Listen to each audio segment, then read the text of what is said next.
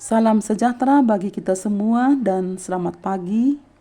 Kiranya tetap sehat, penuh sukacita, menyambut hari yang baru karunia Tuhan bagi kita.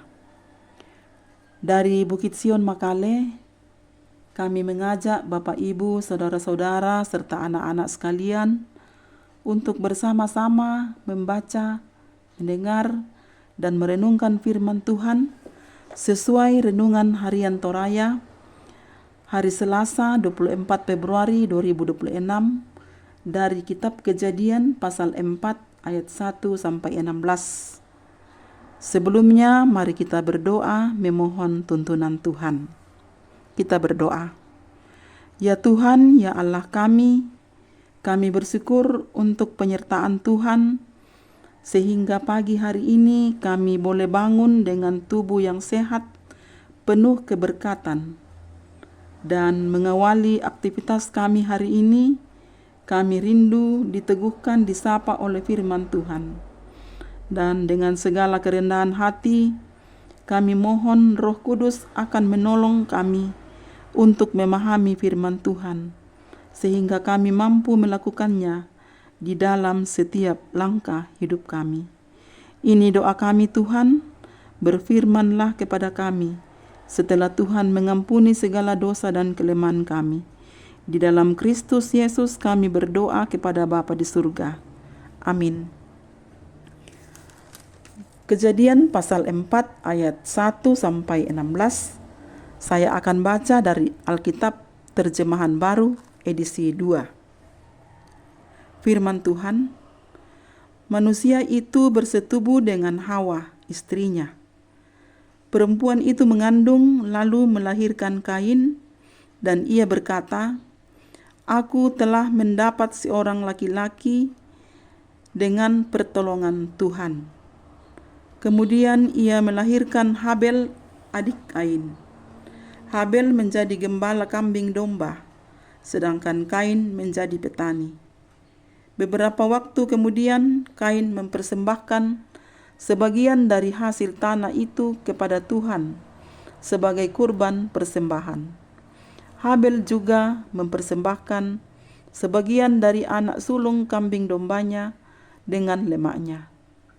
Tuhan mengindahkan Habel dan kurban persembahannya itu, tetapi Kain dan kurban persembahannya tidak diindahkannya. Lalu hati Kain menjadi sangat panas dan wajahnya muram. Firman Tuhan kepada Kain, "Mengapa hatimu panas dan wajahmu muram?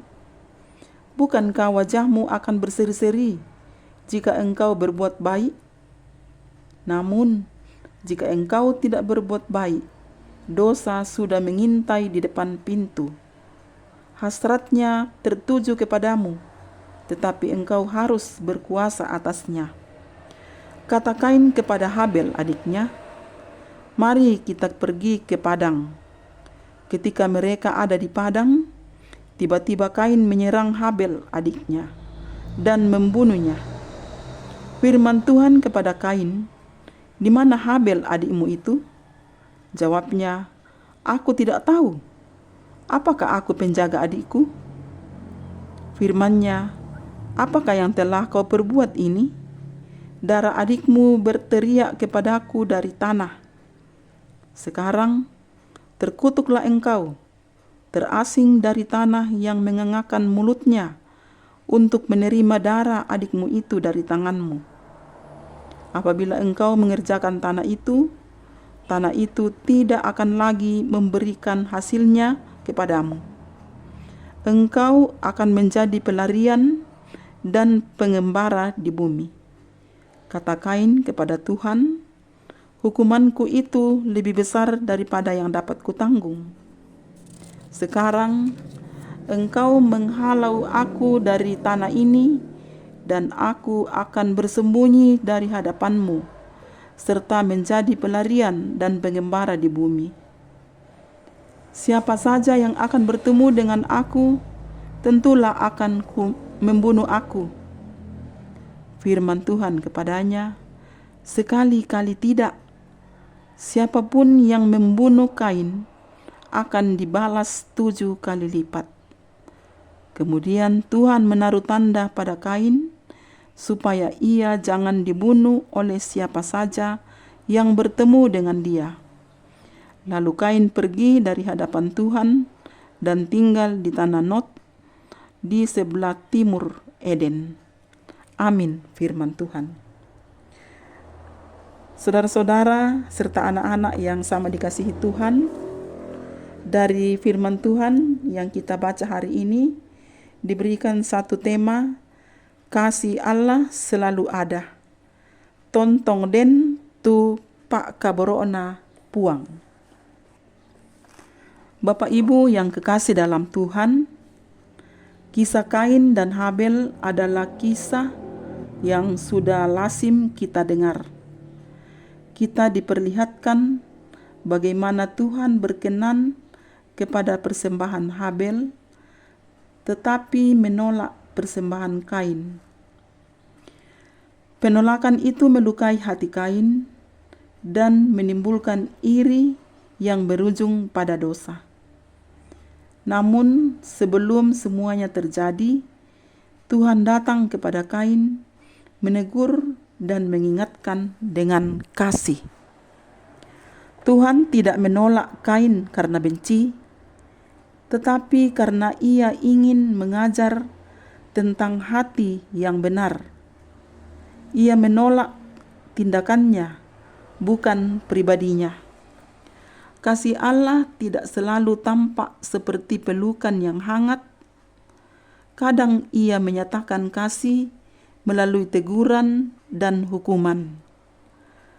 Penolakan yang datang dari Tuhan bukan tanda bahwa ia meninggalkan, melainkan caranya menuntun kita agar kembali ke jalan yang benar.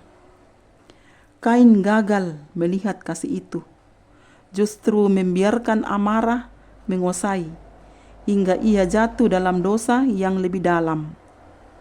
Namun, setelah Kain membunuh Habel pun, kasih Allah tidak berhenti.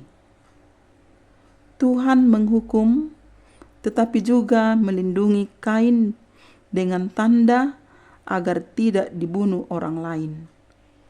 Tuhan tidak meniadakan konsekuensi, tetapi ia tetap menjaga ciptaannya. Di balik setiap penolakan dan ketegasan Allah, selalu ada kasih yang bekerja, yang memanggil kita untuk sadar, bertobat, dan kembali hidup dalam kasih-Nya.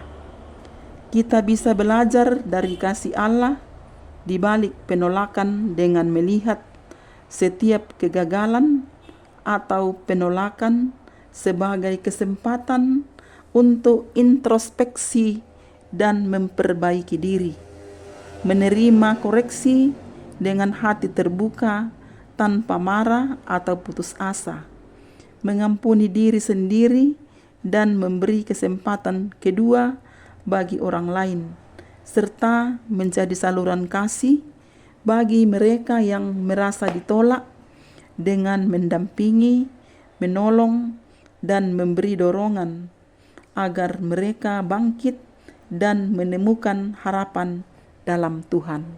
Amin. Mari kita berdoa.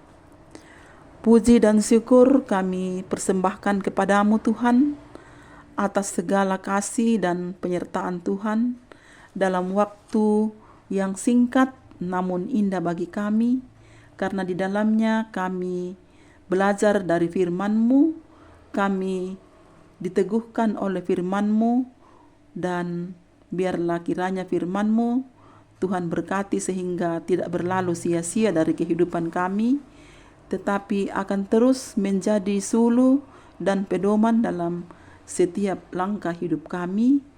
Kami semakin bertumbuh, semakin berubah, semakin taat, dan semakin serupa dengan karakter Kristus, saling mengasihi, saling menopang satu dengan yang lain dalam melakukan kehendak Tuhan. Bapa di dalam surga, berdoa buat saudara-saudara kami yang lemah tak berdaya karena sakit dan berbagai pergumulan hidup, baik yang dirawat di rumah sakit pun yang dirawat di rumah masing-masing.